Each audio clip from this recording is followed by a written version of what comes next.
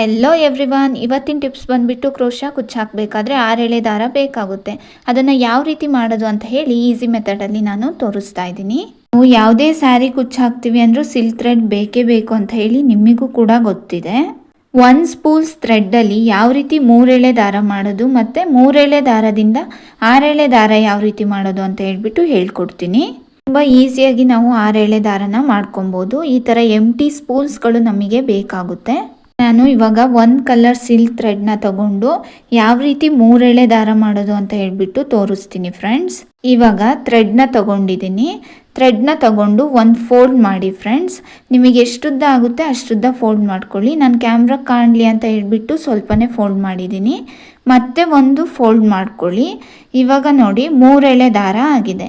ಇವಾಗ ಥ್ರೆಡ್ಡಿನ ತುದಿಯಲ್ಲಿ ಒಂದು ನಾಟ್ನ ಹಾಕ್ಕೊಳ್ಳಿ. ಬೇಕಿದ್ರೆ ನಾಟ್ ಹಾಕಿ, ಇಲ್ಲಾಂದರೆ ಹಾಗೆ ಬಿಟ್ಟರು ಓಕೆನೆ. ಇವಾಗ ಎಂಟಿ ಸ್ಪೂಲ್ಸಿಗೆ ಸುತ್ತಕೊಳ್ಳಿ. ನೋಡಿ ಫ್ರೆಂಡ್ಸ್, ಇವಾಗ ಒಂದು ಲೂಪ್ ಕ್ರಿಯೇಟ್ ಆಗಿದೆ. ಆ ಲೂಪ್ ಒಳಗೆ 2 ಫಿಂಗರ್ಸ್ನ ಹಾಕಿಬಿಟ್ಟು ಥ್ರೆಡ್ನ ಎಳ್ಕೊಬೇಕು. ಆವಾಗ 3 ಎಳೆ ಆಗುತ್ತೆ. ನಿಮಗೆ ಎಷ್ಟುದ್ದ ಆಗುತ್ತೆ ಅಷ್ಟುದ್ದ ಎಳ್ಕೊಳ್ಳಿ. ಥ್ರೆಡ್ನ ಸುತ್ತಾನೂ ಇರಬೇಕು, ಈ ಕಡೆ ಎಳ್ಕೊತಾನೂ ಇರಬೇಕು. ನೋಡಿ ಮತ್ತೆ ಒಂದು ಲೂಪ್ ಕ್ರಿಯೇಟ್ ಆಗಿದೆ. ಅಲ್ಲಿ ನಾನು 2 ಫಿಂಗರ್ಸ್ನ ಹಾಕಿಬಿಟ್ಟು ಎಷ್ಟು ಲೆಂತ್ ಆಗುತ್ತೆ ಅಷ್ಟು ಎಳ್ಕೊಂಡಿದ್ದೀನಿ. ನೀವು ಕೂಡ ಇದೇ ಥರ ಮಾಡ್ಕೊಳ್ಳಿ ಫ್ರೆಂಡ್ಸ್. ತುಂಬ ಈಸಿ ಟಿಪ್ಪು, ಎಲ್ಲರೂ ಕೂಡ ಟ್ರೈ ಮಾಡ್ಬೋದು. ನಾನು ಕೂಡ ಇದೇ ಥರ 6 ಎಳೆ ದಾರ ಮಾಡಿಕೊಂಡು ಕ್ರೋಶಾ ಕುಚ್ಚುಗಳನ್ನು ಹಾಕೋದು. ತುಂಬಾ ಈಸಿ ಇದೆ ಮತ್ತು ಥ್ರೆಡ್ ಕೂಡ ವೇಸ್ಟ್ ಆಗಲ್ಲ. ಈ ಟಿಪ್ ನಿಮಗೆ ಇಷ್ಟ ಆಗುತ್ತೆ ಅಂತ ಹೇಳಿ ಅಂದ್ಕೊಂಡಿದ್ದೀನಿ. ಇಷ್ಟ ಆದರೆ ಕಮೆಂಟ್ ಮಾಡಿ. ತುಂಬ ಜನ ಕ್ರೋಶಾ ಕುಚ್ಚು ಹಾಕೋರಿಗೆ 6 ಎಳೆ ದಾರ ಯಾವ ರೀತಿ ಮಾಡ್ಕೊಳೋದು ಅಂತ ಹೇಳಿ ಗೊತ್ತಿರಲ್ಲ. ಅವರಿಗೆ ಈ ಟಿಪ್ಸ್ ಯೂಸ್ ಆಗಿದೆ ಅಂತ ಹೇಳಿ ಅಂದ್ಕೊಳ್ತೀನಿ. ನನಗಂತೂ ಈಸಿ ಟಿಪ್ ಇದು. ನಾನು ಮಾಡ್ಕೊಳೋದೇ 6 ಎಳೆ ದಾರನ ಈ ಥರ ಫ್ರೆಂಡ್ಸ್. ನನಗಂತೂ ತುಂಬಾ ಈಸಿ ಇದೆ. ನೀವು ಕೂಡ ಒಂದ್ಸಲ ಟ್ರೈ ಮಾಡಿ. ಒಂದು ಸ್ಯಾರಿಗೆ ಎಷ್ಟು ಥ್ರೆಡ್ ಬೇಕಾಗುತ್ತೆ ಅಂತ ಹೇಳ್ಬಿಟ್ಟು ನಿಮಗೆ ಅಂದಾಜಿರುತ್ತೆ.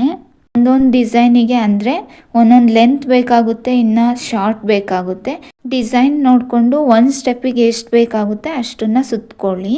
ನನಗೆ 1 ಸ್ಟೆಪ್ ಡಿಸೈನಿಗೆ ಇಷ್ಟು ಥ್ರೆಡ್ ಸಾಕಾಯಿತು. ಅದಕ್ಕೆ ಟ್ರಿಮ್ ಮಾಡಿ ಒಂದು ನಾಟ್ನ ಹಾಕಿ ಇಟ್ಕೊಂಡಿದ್ದೀನಿ.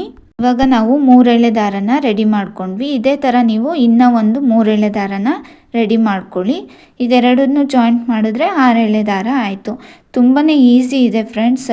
ನೀವು ಬೇಕಿದ್ರೆ ಇದನ್ನು ಇನ್ನೂ 1 ಸ್ಪೂಲ್ಸಿಗೆ ಸುತ್ಕೊಬೋದು ಅಥವಾ ಹಿಂಗೇನಾದರೂ ಕ್ರೋಶಾ ಕುಚ್ಚು ಹಾಕ್ಬೋದು. ತುಂಬಾ ಈಸಿ ಟಿಪ್ ಅಂತಲೇ ಹೇಳ್ಬೋದು. ಈ ಟಿಪ್ ತುಂಬಾ ಈಸಿ ಇದೆ. ಕ್ರೋಶಾ ಕುಚ್ಚು ಹಾಕೋರು ಈ ಟಿಪ್ನ ಒಂದ್ಸಲ ಟ್ರೈ ಮಾಡಿ. ಈ ಟಿಪ್ ಯೂಸ್ ಆಗಿದ್ರೆ 1 ಲೈಕ್ ಮಾಡಿ, ಶೇರ್ ಮಾಡಿ, ಕಮೆಂಟ್ ಮಾಡಿ ಆ್ಯಂಡ್ ಸಬ್ಸ್ಕ್ರೈಬ್ ಮಾಡೋದನ್ನ ಮರಿಬೇಡಿ. Thank you.